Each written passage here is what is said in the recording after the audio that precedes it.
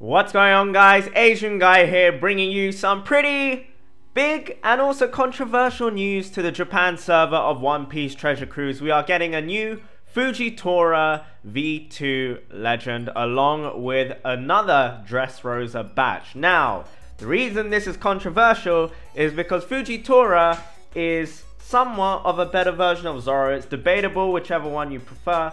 But this Fujitora is a slasher captain. He will increase damage taken by a small amount or slightly. We don't know exactly how much of a percentage increase this is in terms of damage taken. And he will boost the attack of slashers by 3.25 times attack. Increase HP by 1.2 times. And for every good, great, perfect, not every good, great, perfect, after a chain of good, great, perfect, just like Log Luffy, he will boost slasher characters' attacks by a further 1.3 times.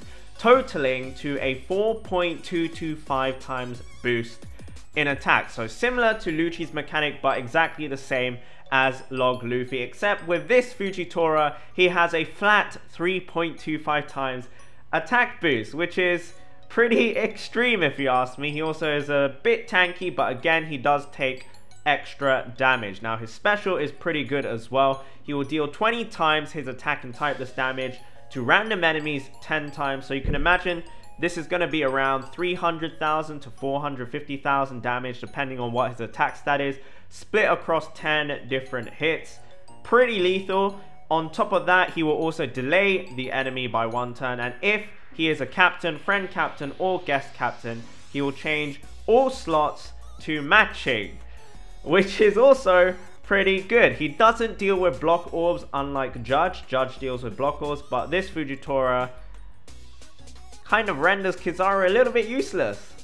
I don't know what to make of that. 6+ Kizaru incoming. Let me know what you guys think. Next up, we have got Rebecca. Now, Rebecca's captain ability is trash, so I'm just going to ignore it, and I can only see the 4-star captain ability, so I'm not going to try and predict what the 5-star is. Her sailor ability is to make strength orbs count as beneficial, so I'm going to guess she's a dex type. She will also, once it scrolls all the way past, right, she will deal 50,000 damage to the enemy. She'll remove chain debuffs for 5 turns.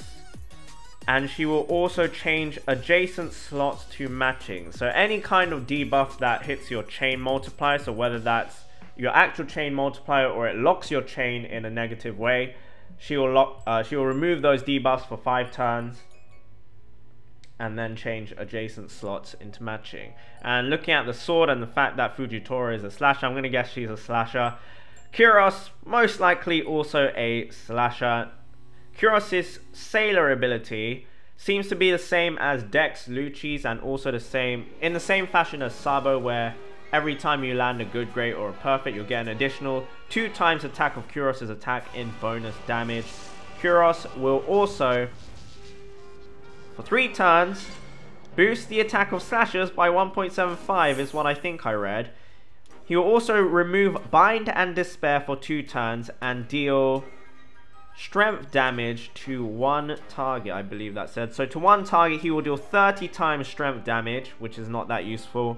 Remove Bind and Despair for 2 turns, which is okay. And for 3 turns, boost the attack of slashers by 1.75. Well, if you don't pull the Fujitora and you still have Legend Zoro, this is pretty good for Legend Zoro teams, even though Legend Zoro is a 2 times attack booster. You never know where 3 turns can come in handy, but even better for Adventure Mihawk teams. So if you don't want to pull for Fujitora, but you do get yourself this Kuros, he's actually very good for Adventure Mihawk teams.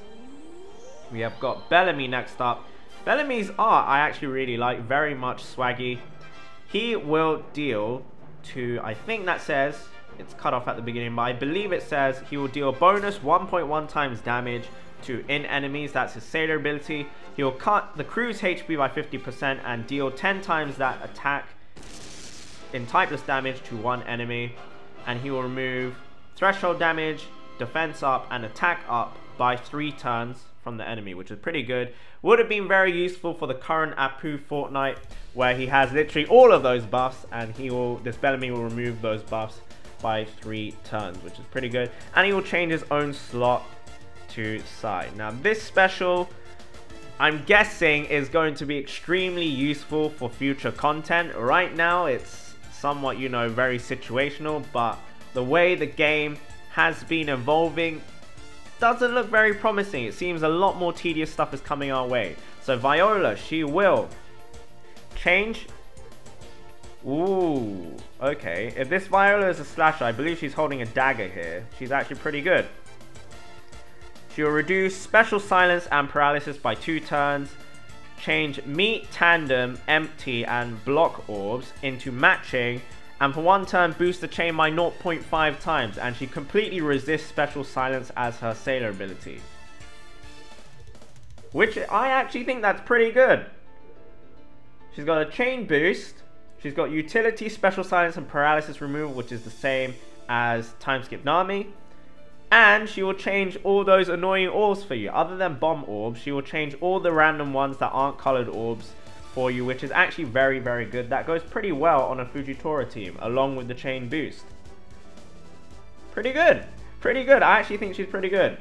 Her captain ability, I believe, she increases the belly you earn by 2.5 times, which is somewhat useful if you're running low.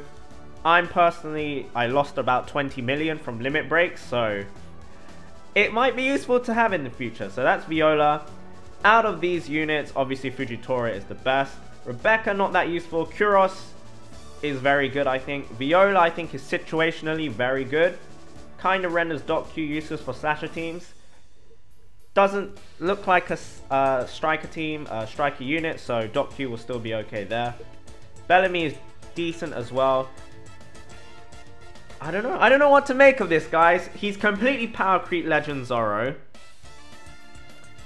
Seems like he's power creeped Adventure Mihawk as well.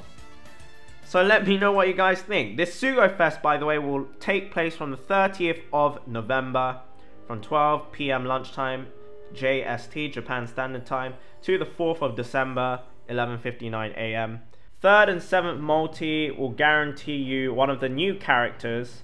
5th and 9th multi will guarantee you a SUGOFEST unit, so it's a trap, guys. Don't pull on this SUGOFEST.